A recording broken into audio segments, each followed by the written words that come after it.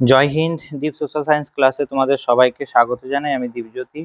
তোমাদের আমি বলেছি সিলেবাস ভিত্তিক ক্লাস নেব এবং প্রশ্ন প্র্যাকটিস করাবো। আজকে আমাদের পড়ার বিষয় হলো বায়ুর কাজ। এই বায়ুর কাজ যে টপিকটা, সেইখানে আমাদের পড়তে হবে বায়ুর কোথায় বেশি করে ক্ষয় প্রক্রিয়া সম্পন্ন হয়, সঞ্চয় প্রক্রিয়া হয়, বায়ুর ক্ষয় কার্যের ফলে সৃষ্ট ভূমিরূপ, সঞ্চয় কার্যের ফলে সৃষ্ট ভূমিরূপ, এবং মরুভূমিতে মাঝে মাঝে হঠাৎ করে বৃষ্টি হয় তার জন্য যে বায়ু এবং জলাধারার মিলিত কার্যের ফলে যে সৃষ্ট ভূমিরূপগুলো হয় সেগুলো আমাদের জানতে হবে। আমাদের যে বায়ুর কাজ যে টপিকটা আছে, সে বায়ুর কাজ অর্থাৎ উইন্ড ওয়ার্কস, এটা এসেছে গ্রিক বায়ু দেবতা ইউলাসের নাম অনুসারে। গ্রিক বায়ু দেবতা ইউলাসের নাম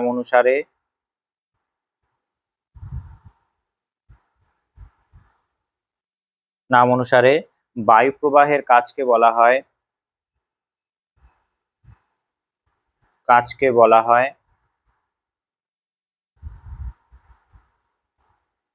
ইউলিয়ান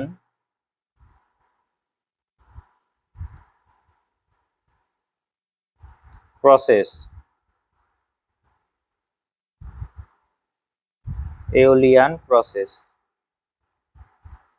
পৃথিবীতে যে সমস্ত অঞ্চলে উষ্ণ মরুভূমি আছে, ঠিক আছে, পৃথিবীতে যে সমস্ত অঞ্চলে উষ্ণ মরুভূমি আছে সেই অঞ্চলে সব থেকে বেশি করে এই বায়ুর কাজ হয়। আর যেখানে উন্মুক্ত সমুদ্র উপকূল অঞ্চল, সেখানে বায়ুর কাজ হয়। অর্থাৎ উষ্ণ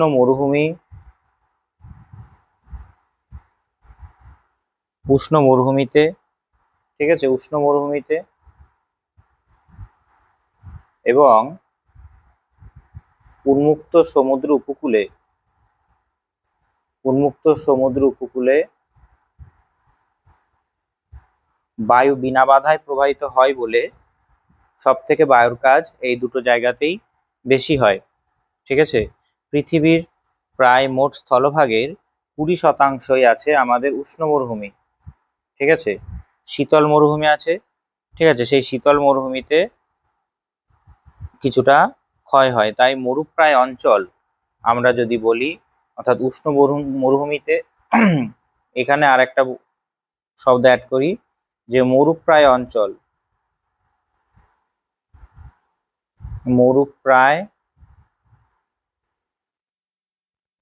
অঞ্চল বিশেষ করে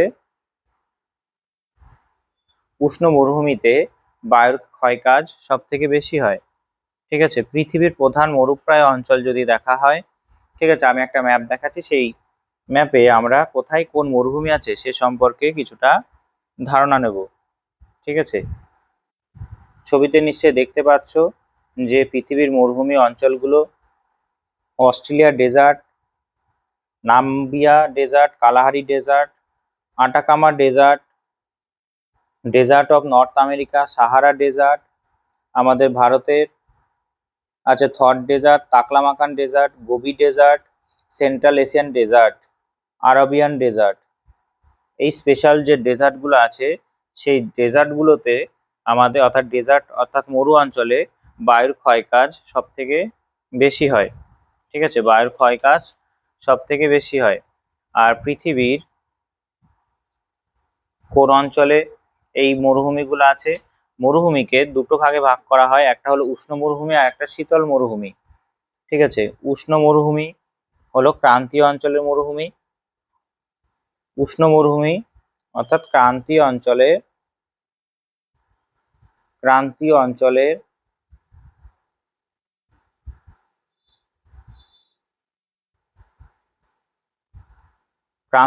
মরুভূমি কি কি আছে? ক্রান্তীয় অঞ্চলের মরুভূমি আমাদের প্রায় 20% আছে।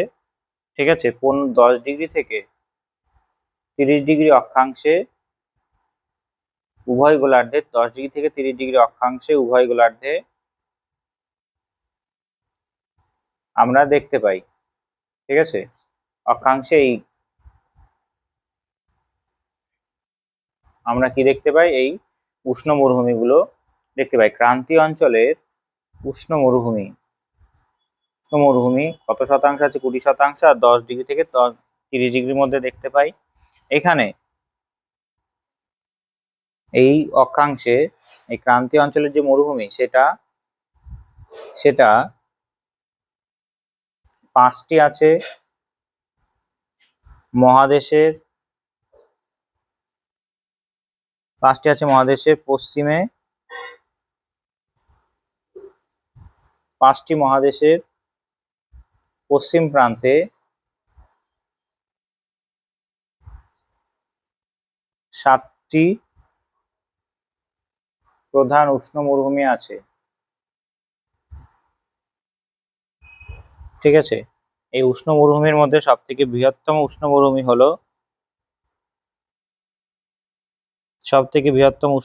হলো সাহারা মরুভূমি। ঠিক আছে, সাহারা মরুভূমি হলো বৃহত্তম। সাহারা হলো বৃহত্তম 7টি প্রধান উষ্ণ মরুভূমির মধ্যে। আর এটা আছে কোথায়? আফ্রিকাতে। আর আরেকটা আছে কোথায়? আরেকটা আছে আটাকামা, যেটা আছে উত্তর আমেরিকায়।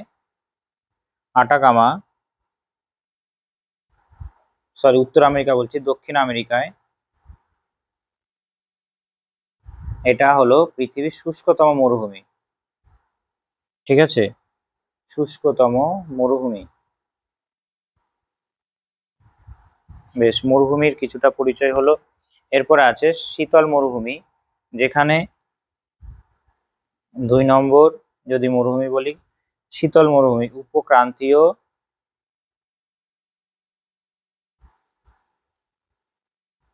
শীতল মরুভূমি কত ডিগ্রি থেকে আছে? 40 ডিগ্রি থেকে 50 ডিগ্রি অক্ষাংশের মধ্যে আছে। 40 থেকে 50 ডিগ্রি অক্ষাংশের মধ্যে আছে। তিনটি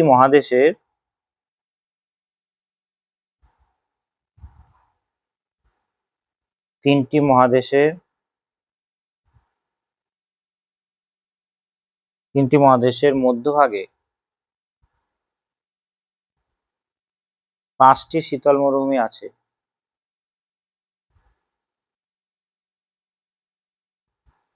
শীতল মরুভূমি আছে 5টি।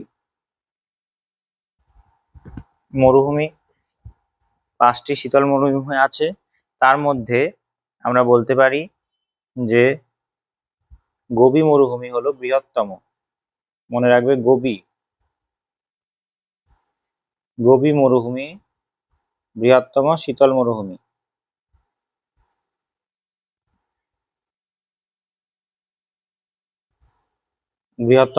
মরুভূমি।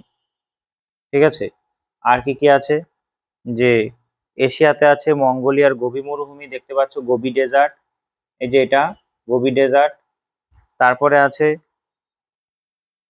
চীনের তাকলামাকান মরুভূমি। ঠিক আছে, চীনের তাকলামাকান মরুভূমি। তারপর আছে তুর্কমেনিস্তান ও উজবেকিস্তান, কিজিলকুম ও কারাকুম। উত্তর আমেরিকার গ্রেট বেসিন। ঠিক আছে, উত্তর আমেরিকার গ্রেট বেসিন। আর আর্জেন্টিনার মধ্যে আছে প্যাটাগোনিয়া, এদিকে আছে প্যাটাগোনিয়া মরুভূমি আর্জেন্টিনাতে। এই কটা হলো শীতল মরুভূমি। ঠিক আছে, এরপরে আমরা জানবো যে উষ্ণ মরুভূমির প্রকারভেদে বিভিন্ন নামও আছে। এই যে উষ্ণ মরুভূমিগুলো করলাম, সে উষ্ণ মরুভূমির নাম আছে আলাদা আলাদা, সেখানে শুনে নাও, নামগুলো পরীক্ষায় দিতে পারে। কি বলছি? উষ্ণ মরুভূমির প্রকারভেদ। উষ্ণ মরুভূমির প্রকার। উষ্ণ মরুভূমির প্রকারের মধ্যে প্রথম যদি প্রকার বলি তাহলে হবে বালিময় মরুভূমি। বালিময়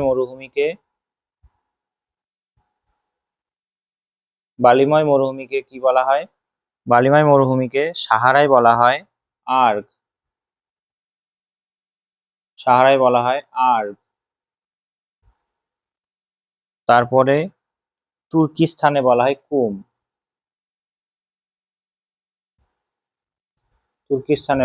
কুম।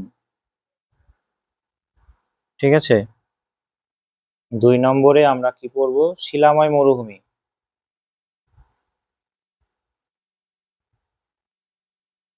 শিলাময় মরুভূমি, শিলাময় মরুভূমিকে কি বলা হয়? সাহারায় বলা হয় হামাদা, বলা হয় হামাদা। ঠিক আছে। আর 3 নম্বরে পড়বো কি? পাথুরে মরুভূমি,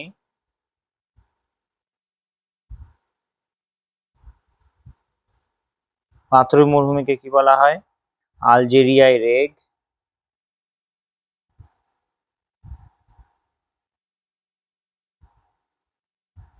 আলজেরিয়াতে রেগ। তারপরে লিবিয়া ও মিশরে, লিবিয়া ও মিশরে কি বলা হয়? সেরির,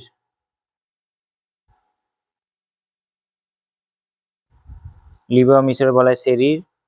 আর অস্ট্রেলিয়াতে বলা হয়,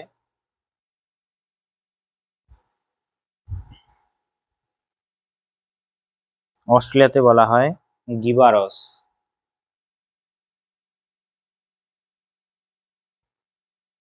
অস্ট্রেলিয়াতে বলা হয় গিবারস। ঠিক আছে। আর সারিবৃত্তীয় শুষ্ক মরুভূমি কোথায় আছে আমাদের মনে রাখতে হবে? সারিবৃত্তীয় শুষ্ক মরুভূমি আন্টার্কটিকার বরফের মধ্যে সঞ্চিত জল উদ্ভিদ জন্মানোর সহায়ক না হয় আন্টার্কটিকা তুষার মরুভূমিকে সারিবৃত্তীয় শুষ্ক মরুভূমি বলা হয়। ঠিক আছে। আন্টার্কটিকার, আন্টার্কটিকার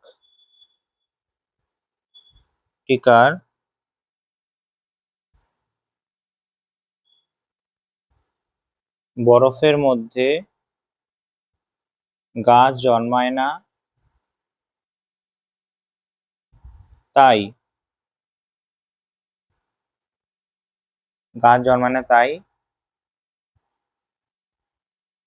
একে সারিবৃত্তীয় শুষ্ক মরুভূমিও বলা হয়। ঠিক আছে, সারিবৃত্তীয় শুষ্ক মরুভূমি বলা হয়। এবার আমরা জানবো যে মরুভূমিতে অর্থাৎ বায়ুর ক্ষয়কাজের নিয়ন্ত্রক কি কি আছে। বায়ুর ক্ষয়কার্যের নিয়ন্ত্রক, এরপরে আমরা জানবো বায়ুর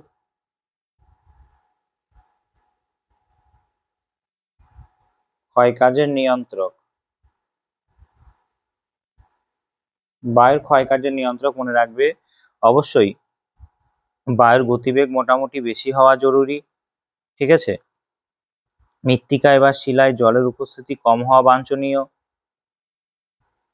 যাতে মৃত্তিকা সহজে ভঙ্গুর এবং আসঞ্জন কম হয়। মৃত্তিকার বা শিলার ওপর উদ্ভিদের আচ্ছাদন কম থাকতে হবে, কারণ উদ্ভিদের শেকড় কি করে? মৃত্তিকা কণা আঁকড়ে ধরে থাকে এবং ক্ষয় প্রতিরোধ করে।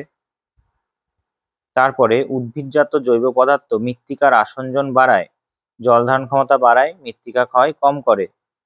আর ভূপৃষ্ঠের ওপরে অধিকাংশ উদ্ভিদের অংশ বায়ুর গতিপথে বাধা হয়ে দাঁড়ায়, বায়ুশক্তি হ্রাস করে।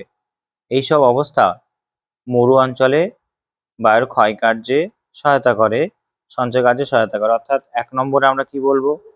বায়ুর গতিবেগ বেশি হতে হবে। 1 নম্বর বায়ুর গতি বেশি হতে হবে। 2 নম্বর কি?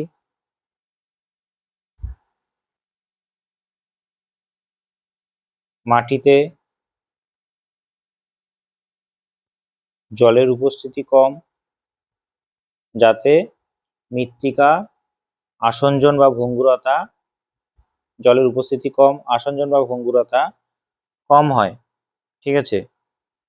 উদ্ভিদবিহীন অঞ্চল হতে হবে, উদ্ভিদবিহীন,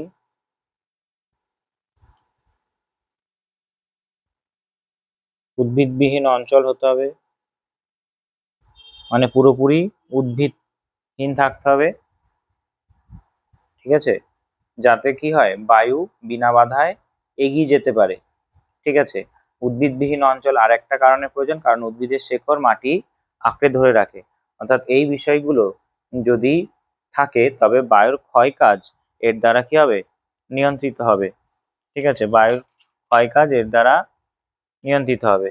আর অবশ্যই যে জায়গাতে বায়ুর দ্বারা ক্ষয় হবে সেখানে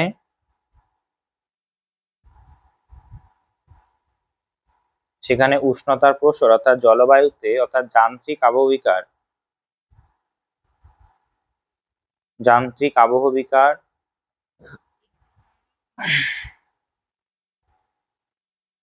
বেশি হতে হবে। বেশি হলে তবে বায়ু ক্ষয়কাজ ভালো করতে পারবে, কারণ শিলা চূর্ণ বিচূর্ণ হয়ে পড়ে থাকে। ঠিক আছে, প্লাস রাসায়নিক আবহবিকারও প্রয়োজন। যান্ত্রিক বা রাসায়নিক আবহবিকার দুটো হওয়ার জন্য শিলা চূর্ণ বিচূর্ণ হয়, আর এই দুটো বেশি ভালো করে হলে তবেই হবে, বিশেষ করে যান্ত্রিক আবহবিকার। ঠিক আছে, আর যদি বৃষ্টিপাত বেশি হয় সেই জায়গায়, সেখানে হবে না, কারণ বৃষ্টিপাত যদি বেশি হয় সেখানকার মাটি তাদের যে কণা আছে তার কণার মধ্যে আসঞ্জন বা একসঙ্গে লেগে থাকার প্রবণতা বেড়ে যায়। ঠিক আছে, বৃষ্টিপাত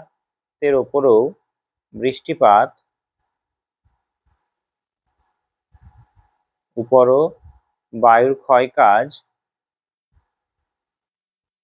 নিয়ন্ত্রণ করে। ঠিক আছে, বায়ুর ক্ষয়কাজ নিয়ন্ত্রণ করে। উদ্ভিদবিহীন অঞ্চল মানে কি, মাটি আলগা হয়ে থাকবে। ঠিক আছে, বায়ুর গতিপথের বাধা থাকতে হবে। তবে উদ্ভিদবিহীন অঞ্চল কি হয়, উদ্ভিদবিহীন অঞ্চল হলে বায়ুর গতিপথ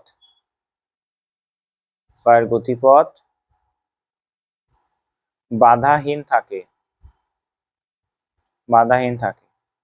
অর্থাৎ এই কটা হলো বায়ুর ক্ষয়কাজের নিয়ন্ত্রক।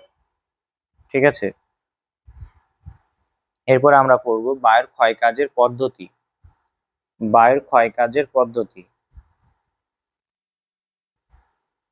বায়ুর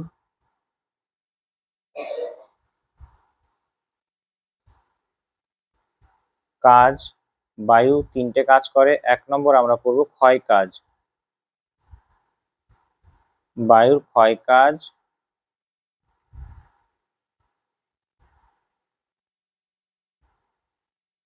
পদ্ধতি।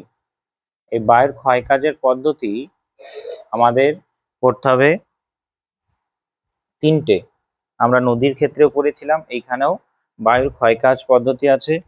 একটা বায়ুর ক্ষয়কাজ আছে অপসারণ ক্ষয়। 1 নম্বর অপসারণ ক্ষয়। অপসারণ ক্ষয় বলতে কি বোঝায়, কোন একটা জায়গার আলগা বালুরাশি যখন এক স্থান থেকে অন্য স্থানে উড়ে যাবে, তখন কোন একটা জায়গায় কি হবে, কোন একটা জায়গায় গর্ত তৈরি হবে। ঠিক আছে, বায়ু কোন একটা জায়গা থেকে উড়ে যাবে, বায়ুর আঘাতে পলিবালি রাশি যা আছে, বায়ু কোন একটা জায়গা যখন আলগা মাটি থাকে তখন বায়ু অন্য জায়গায় উড়ে যাবে বায়ুর দ্বারা। ঠিক আছে, তখন এই জায়গায় কি হয়ে যাবে, একটা গর্ত হয়ে যাবে, এইরকম একটা বড় গর্ত হয়ে যাবে। ঠিক আছে, এই জায়গায় একটা এরকম গর্ত হয়ে যাবে। এই গর্তটাকে বলা হয় অপসারণ ক্ষয়। ঠিক আছে, এটা বায়ুর ক্ষয় কাজের কি প্রাথমিক অবস্থা। বায়ুর ক্ষয়ের প্রাথমিক অবস্থা। এখানে কি হয়, বালুরাশি উড়ে চলে যায়, যার জন্য গর্ত তৈরি হয়। ঠিক আছে, এরকম গর্ত তৈরি হবে। এই গর্তটাকেই বলছে, পরবর্তীকালে আমরা পড়বো অপসারণ গর্ত বা ডিফ্লেশন হলো। এরপরে 2 নম্বর বায়ুর ক্ষয় প্রক্রিয়া হলো কি, অবঘর্ষ ক্ষয়।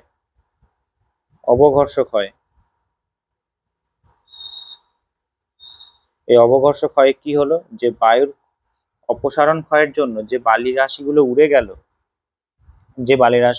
গেল সেইগুলো কি করবে, সেইগুলো সামনের কোনো টিলার ওপরে ধাক্কা লেগে আঁচড় কাটার মতো দাগ করবে।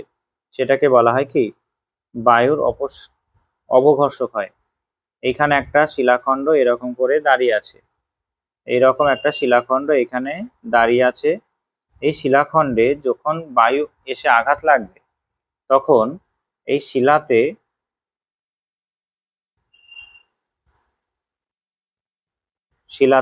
এই যে ছোট ছোট বায়ু কণাগুলো আঘাত করবে, তখন শিলাতে কি হবে, আঁচড় কাটার মতো দাগ হবে। এই আঁচড় কাটার মতো দাগ তৈরি হয়ে কি হবে, মৌচাকের মতো গর্তও তৈরি হয়ে যাবে। ঠিক আছে, এটাকে বলা হয় কি, অবঘর্ষক হয়। বায়ুতে ভাসমান কণা যখন কোনো শিলাতে আঘাত করবে, বায়ুর ভাসমান কণা যখন কোনো উচ্চভূমিকে আঘাত করে এবং আঁচড় কাটার মতো দাগ করে, আঁচড় কাটার মতো দাগ প্লাস মৌচাকের মতো গর্ত করে। ঠিক আছে, এর ইংরেজিগুলো মনে রাখবে। অপসারণের ইংরেজি হবে ডিফ্লেশন।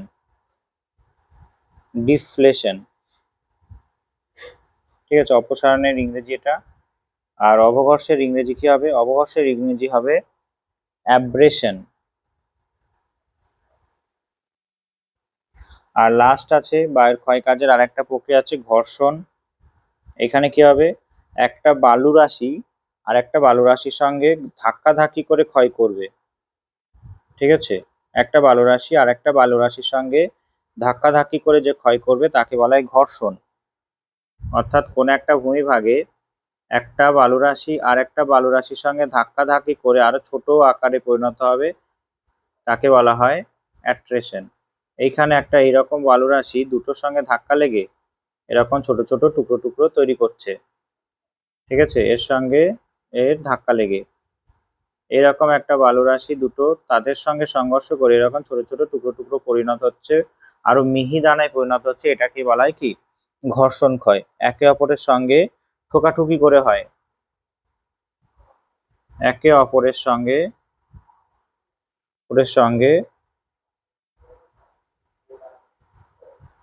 ঠোকাঠুকি করে হয়। ঠিক আছে, একটা হলো ঘর্ষণ, একটা হলো অবঘর্ষ, আর একটা হলো অপসারণ ক্ষয়। এরপর আছে বায়ুর বহন কাজ। 2 নম্বর হলো বায়ুর বহন কাজ। বায়ুর বহন কাজ,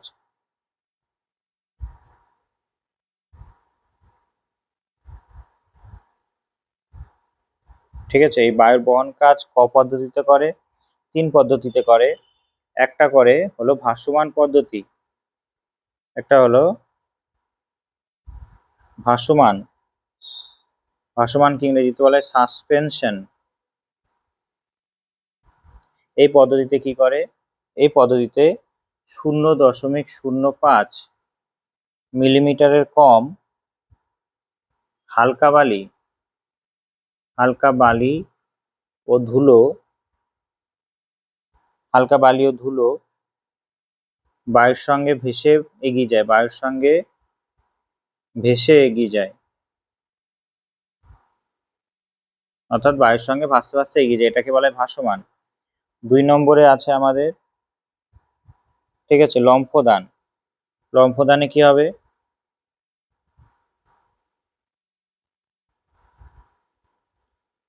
লম্ফদানকে বলা হয় সল্টেশন।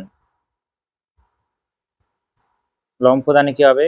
0.05 থেকে একটু বড় যে নুড়ির বালি কণা আছে সেগুলো কি হবে, 0.05 থেকে 2 মিলিমিটারের মধ্যে বালু রাশি বা বালু কণা লাফিয়ে সামনের দিকে এগিয়ে যাবে। বালুকণা নুড়ি শিলাখণ্ড ভূমিতে বারবার ধাক্কা খেয়ে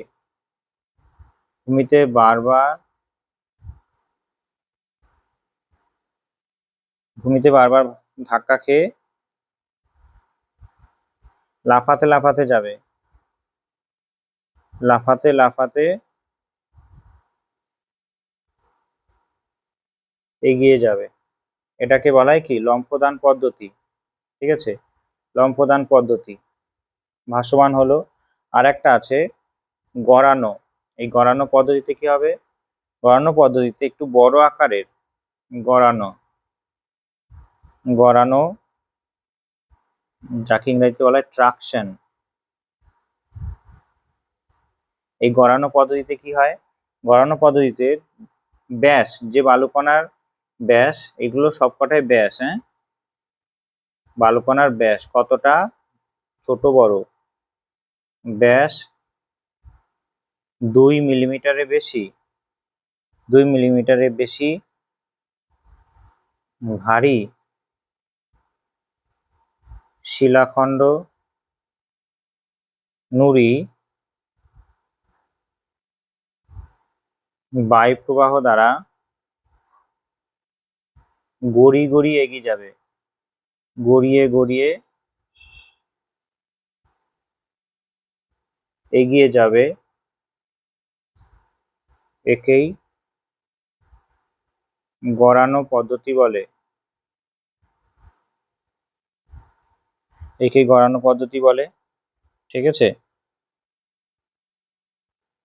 এটা হলো গড়ানো বা ট্রাকশন। এই বালুকণার আয়তনটা মনে রাখবে, বিশেষ করে কত মিলিমিটারের মধ্যে। এরপরে আছে আমাদের আরেকটা কাজ, কি আরেকটা কাজ বায়ুর কি করে, সঞ্চয় করে।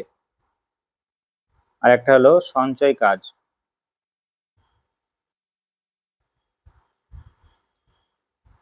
সঞ্চয় কাজ, এই সঞ্চয় কাজের মধ্যে কি কি আছে? সঞ্চয় কাজের মধ্যে আছে, প্রথম হলো অধঃপাতন। অধঃপাতন, যাকে ইংরেজিতে বলা হয় সেডিমেন্টেশন। ঠিক আছে, সেডিমেন্টেশন। সেডিমেন্টেশন কি করে হয়? সেডিমেন্টেশন হয় যখন ধীরগতি সম্পন্ন হয়ে যায় বায়ু, তখন বায়ুতে যেগুলো ভাসছিল সেইগুলো ধীরে ধীরে নিচে সঞ্চয় হবে। বায়ুর গতিবেগ কমলে বায়ুতে ভাসমান বায়ুতে ভাসমান পদার্থ বায়ুতে ভাসমান পদার্থ যেমন ধূলিকণা,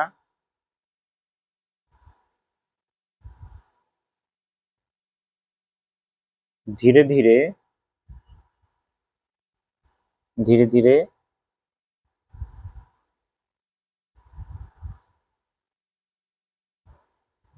সঞ্চয় করে, ধীরে ধীরে সঞ্চয় করে। 2 নম্বর কি? 2 নম্বর হলো উপলেপন। উপলেপনকে ইংরেজিতে বলা হয় অ্যাক্রিশন।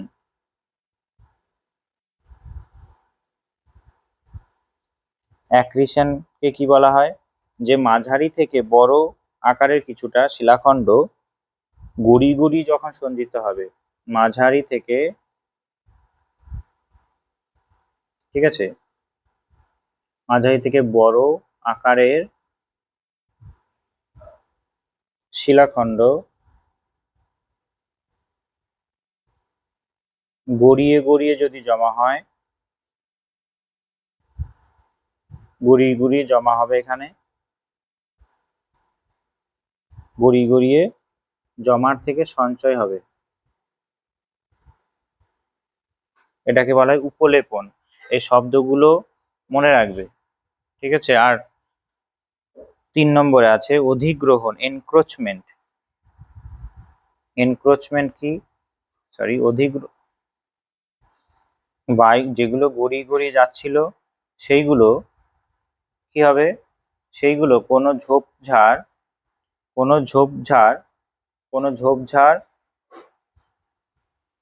বা কোনো বড় আকারের কোনো গর্তে যখন আটকে যায়,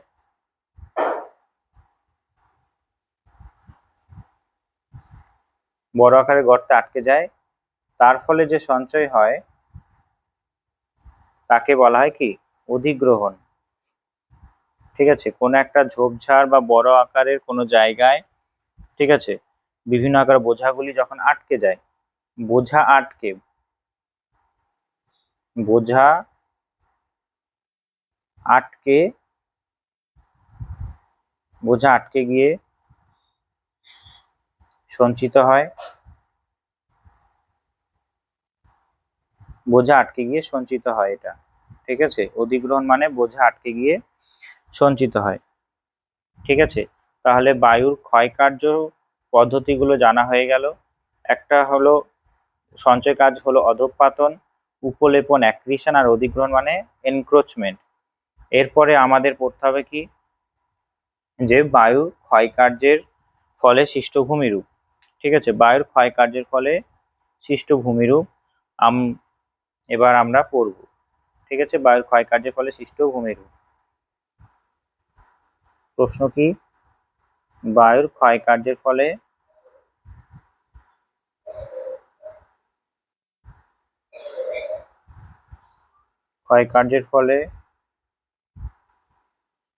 সৃষ্ট ভূমিরূপ।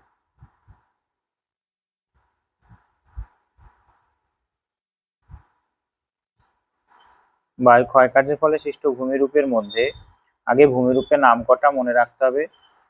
ঠিক আছে, ভূমিরূপের নাম কটা আগে মনে রাখতে হবে। সেই ভূমিরূপগুলো কি কি আছে আমি বলছি, শুনে নাও। ভূমিরূপগুলো হলো, প্রথম হলো অপসারণ গর্ত। ঠিক আছে, এটার ইংরেজি কি হবে, এরোজেনাল ল্যান্ডফর্মস। এরোজেনাল ল্যান্ডফর্মস। ঠিক আছে, বায়ুর ক্ষয়কার্যের ফলে সৃষ্ট ভূমিরূপ। প্রথম যে ভূমিরূপের নাম বলছি সেটাকে বলা হয় কি, সেটাকে বলা হয় সাধারণভাবে ব্লো আউট,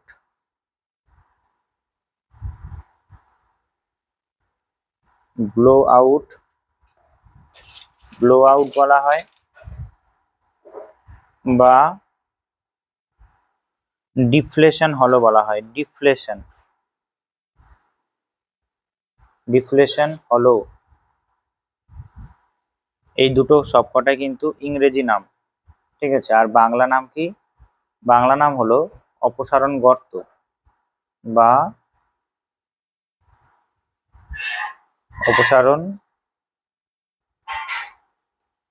অপসারণ গর্ত। ঠিক আছে, এই অপসারণ গর্ত কি করে তৈরি হয় আমি পরে বলছি, ভূমিরূপ কটার নাম আগে বলে নিই। তারপরে সব থেকে বড় একটা ভূমিরূপ হলো তৈরি হয় কি, যে মাশরুম রক, মাশরুম রক বা গৌর, এটা একটা ভূমিরূপ তৈরি হয়। ঠিক আছে, তারপরে 3 নম্বর ভূমিরূপ তৈরি হয় ভেন্টিফ্যাক্টস।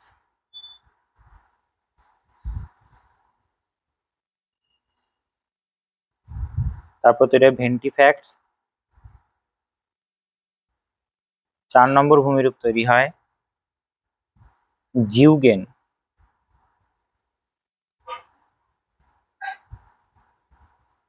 জিউগেন, এটা ইংরেজি নামই এটা। তারপর তৈরি হয় ইয়ারদাং,